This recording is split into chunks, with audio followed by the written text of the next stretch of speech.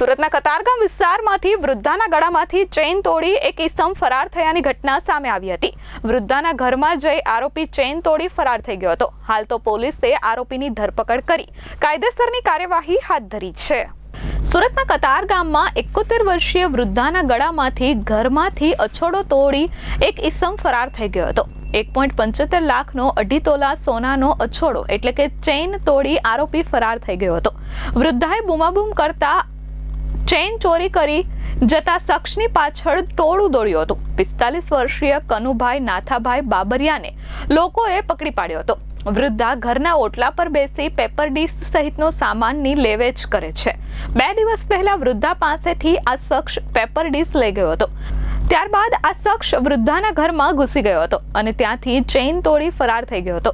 પોલીસે આરોપીની ધરપકડ કરી વધુ તપાસ હાથ ધરી છે। Bureau report S24 news Surat.